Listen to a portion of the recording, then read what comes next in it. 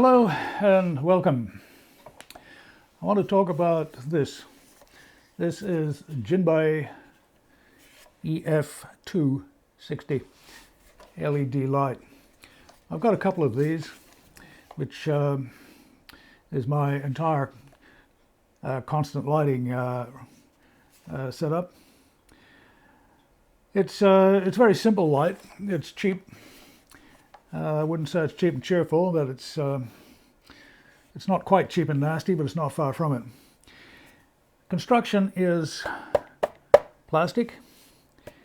Everything is these days, and that includes this part here where the reflector will attach. In the front we have pretty large light heat sink, and of course the chip. Underneath, this is plastic. This whole thing is plastic.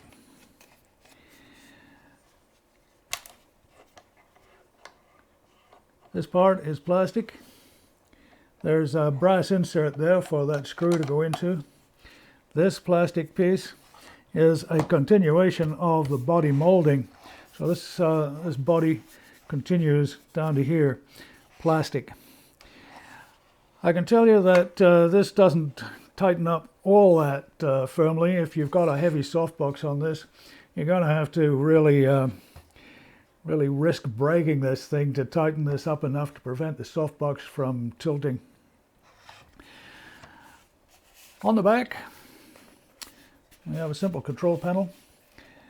There's only one button. There's an on-off switch, which has got two positions, one down for AC and up for battery. I'll talk about that in a moment. We have one control, which controls the brightness from 0 to 100%. And that's all you're going to see on this LED screen. On top, we have a compartment for the battery, or batteries. This is where the cheapness of the construction really becomes obvious. Getting this open is a bit of a challenge. I'm going to push it down there, and then it pushes out. And this is not easy, it's not obvious. So that will come off, and we have space in here for two Sony NP type batteries. I've tried putting a battery in there and I can't get it to fit. I'm not sure why that is, but it's not really relevant to me, because I don't think the batteries would last very long in any case. Putting this back in is a little bit of a challenge also. But there we go, not too bad this time. I suppose with a bit of practice it becomes easy enough.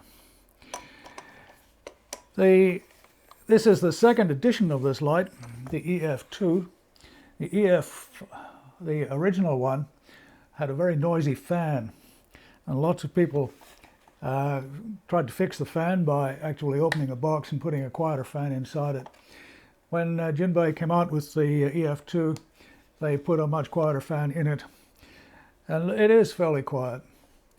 It's not silent, but at a distance of a meter or so, it's not very intrusive. At the moment I've got one Jinbei over there in my fill light. I can hear the fan. It's just a background noise, quite low level. On this side, my main light is a small rig 120. It's got a fan, of course, as well, but I can't hear it. It's quieter. So I'd put the fan noise of this Jinbei at, I suppose, acceptable. Now, the light that you get from this, let's have a look at that. Let's turn it on. Now, one thing you'll notice is that it's pretty wobbly. That's where it fits on the light stand. This, where it fits on these standard fittings, it doesn't fit very comfortably.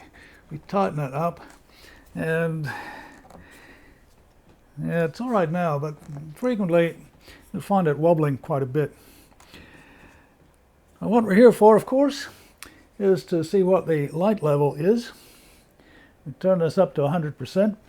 It says it's 5500 Kelvin. There's no way of changing that. It's a single color light. So we just have to take that as it is.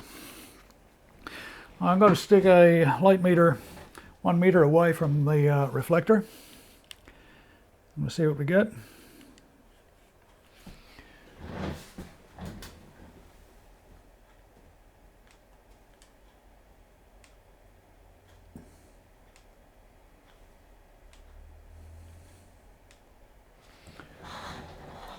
I've tried that in several positions, and it's consistently giving me F11.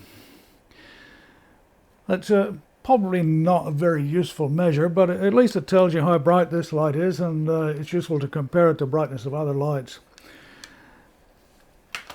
One thing that's worth noting is that a 120 watt version of a light is not necessarily going to be twice as bright as this one. It's not necessarily going to give you a full stop better light. On the other hand, it might give you more. Just depends on how the light is constructed and how well it converts energy into light. Now, when this is placed in a softbox, the situation is a little different. At a distance of 1 meter, this will give you around about F4. Now that again is there's a misleading number. It depends. The actual f-stop that you would use depends very much on the type of image that you're recording.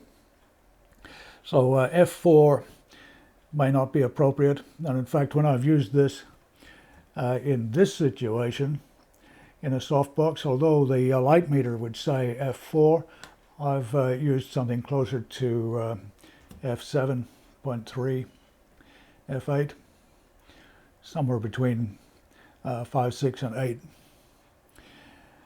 Okay, that about concludes my review of this light. There's not much more I can say about it. It's cheap. It works. What more can you say? It probably won't last very long. You wouldn't like it in a professional situation. It's probably going to be too fragile and probably not going to produce enough light. But in a small space, for this kind of work, for a small product, it's perfectly adequate. Okay, that's it for now. Thank you and goodbye.